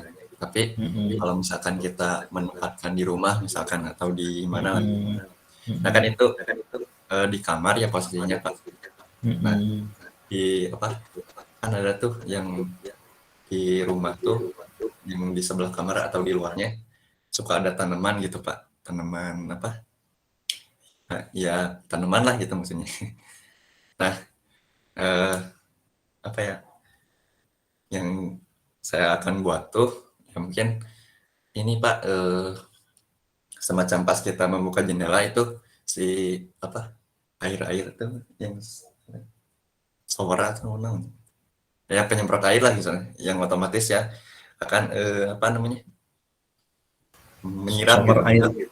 Ya, Shower air maksudnya nyiram tanaman. nyiram tanaman gitu Pak, bukan shower. Ini yang di outdoor atau indoor? Di outdoor Pak, di luarnya. Di luar. Oh, jadi menyalakan yang di luar. Tadi adanya kipas AC, belum ada Ya. siram tanaman tuh. Kamu mau Enggak sih, nambahin? gitu, Pak. Jadi Oh, kan itu mah hanya pas membuka jendela apa sih, pintu gitu. Nah kan otomatis kan yang di dalam udah ini apa namanya udah nyala gitu maksudnya. Karena kondisi ininya ya. si jendelanya kan tertutup itu Pak. Nah Ya. kan kalau pagi misalkan atau sore apa gimana lah gitu. Ya kita Iya. tinggal buka jendela aja gitu. Ya nanti Iya, iya. kalau gitu gimana Pak? Ya, tapi kamu awalnya tadi bilang smart room ya. Room kan jadi fokus di ruangan. Jadi tiba-tiba kamu outdoor. Ya ini sah-sah aja ya, semuanya kamu boleh disampaikan. Tapi harus lihat uniknya dengan kelompok-kelompok lain juga kan ya. Dan itu yang saya soroti tadi pertama ya sensornya belum diperlihatkan ya kan. Kemudian berkaitan dengan apa yang dibutuhkan itu tadi home gateway ya. Ini belum jelas home gateway itu apa yang diperlukan. Saya berulang kali nih home gateway harus dibongkar. Lalu bagaimana caranya sehingga komunikasi itu berlangsung? Kalian itu berkaitan dengan jaringan komputer, jadi harus perlu buat bagaimana jaringan komputer terselenggara. Tadi katanya ada handphone untuk ini, handphonenya mana? Tadi kan belum jelas. Memonitor IoT-nya seperti apa, ya kan? Nah, jadi monitor apanya? Dan tadi belum dijelaskan tuh. Smartphone Anda berbunyi. Katanya kan ada tuh di deskripsinya di depan ya. Nah, jadi ini belum selesai sepertinya. Dan apakah ini ada referensi seperti kelompok lain yang belum kamu sampaikan? Itu diungkapin juga nggak apa-apa ya. Jadi kamu baca dari mana? Tapi kalau mau idemu murni ya artinya harus ditopang juga ya biar kuat. Sehingga logikanya main benar ya. Ya tapi saya udah menangkap idenya ya. Nah, hanya perlu diperluas sehingga jaringan komputer terkait dengan smart room tadi perlu ditambahkan proses bisnis yang kuat ya. Ya tadi kan saya singgung keamanan. Itu apa? Sehingga kelompokmu ini akan bangun benar-benar smart room-nya itu jelas ya. Atau efisiensi listrik atau apa kan bisa jadi kan. Nah, gitu. Nah, jadi persoalannya nanti mendeteksi efisien nggak nih listrik? Atau apa, gimana? Ada yang mati, oh ada yang belum mati, nah, misalkan di monitor. Nah, artinya ada kerusakan nih, kalau gitu, sentralisasinya, data centernya misalkan atau apa. Kan gitu ya, Rizky. Jadi silahkan ya, mau tadi nambahin dengan adanya menyiram air tanaman di luar kan artinya bukan smart room lagi, ya kan? Nah, dan itu saya lihat itu juga untuk taman sudah ada, ya, saya lihat. Nah ini perlu digarisbawahi ya semua proses bisnis yang kamu sampaikan. Tertangkap, Rizky? Iya Pak, tertangkap. Nah, jadi nanti topologinya jelas dulu ya, ruangannya bagaimana dibuatlah. Semacam biar proses bisnisnya jelas ya. Kalau memang ada tanaman di dalam kan nyiramnya pakai pipa kapiler kecil juga nggak masalah kan, nggak ada kan itu yang terus bisa ngalir gitu. Oh ini kurang, apakah itu pakai sensor apa juga gitu ya. Nah itu penting. Nah di sini sensor apa yang bermain kan gitu. Kalau sebuah relay itu bukan sensor, relay itu bentuk dari aktuator. Tapi biasanya mungkin pintu ada sensor apanya, begitu kan mungkin ya. Nah ini yang perlu. Oke, Farhan, kok Farhan, Rizky, Batur Rahman, ada Rizky lagi ya, tadi temenmu Rizky. Iya Pak. Ya Pak, tapi mohon maaf tadi mau bertanya. Berarti kita harus apa yang namanya analisis dulu berarti Pak, apa namanya tentang efisiensi listriknya gitu, misalkan tadi yang contohnya gitu. Ya proses bisnis, yang persoalan apa yang lebih akomodatif untuk kamu bisa angkat ya, sehingga memperlihatkan benar-benar powerful smart room itu benar-benar diperlukan gitu ya. Oh iya, siap. Sensor Pak. apa, komponen apa, misalkan modul yang kayak tadi diperlukan ESP8266 atau apa, nah nanti akan bisa jadi gitu ya. Iya Pak. Oke, baik. Baik, terima kasih. Ini sudah selesai semua ya, Reki ya. Iya Pak.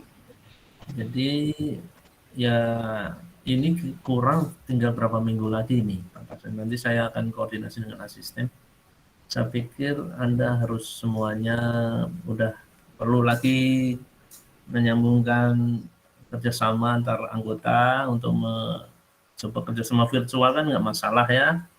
Kalau mau rangkai benar ada percobaan bagus juga ya. Tapi saya cenderung dengan simulator Cisco pakai Tracer juga cukup. Tapi harus Anda mengertikan, sampaikan dengan baik ya untuk itu. Oke ya, asisten bisa membantu kalian. Nanti saya akan sampaikan beberapa hal. Demikian, kalau ada yang mau disampaikan silakan tadi ada 3 hal ini. Kalau baiknya kalian sampaikan referensi ya, termasuk yang tadi Farhan ya, sampaikan referensi yang sudah dibaca. Karena munculnya ide itu bisa jadi dari bacaan, dari kamu ngobrol dengan sesama. Nah itu tetap karena koridornya kalian belajar, bisa jadi bacaannya yang seperti tadi saya tunjukkan ya, jurnalnya siapa ya tadi?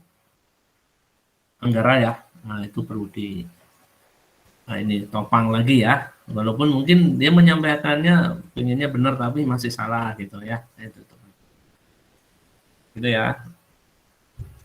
Ada yang mau disampaikan? Silakan. Ya, Cu, silakan Cu. Bapak kalau referensinya itu dari YouTube boleh nggak Pak? Ya, oke. Boleh-boleh aja, tapi harus diperlihatkan literasinya ya. Misalkan contoh gini, siapa yang menyampaikan, dari institusi mana, misalnya MIT, Udemy, boleh aja. Silakan. Baik Pak, terima kasih Pak. Yuk, sama-sama. Yang jelas kalau baiknya sih literate itu ya, literate citation yang bisa ditelusuri ya. Sebenarnya YouTube bisa, tapi bacaan pasti ada kan ya. Nah, telusuri lagi bacaannya apa.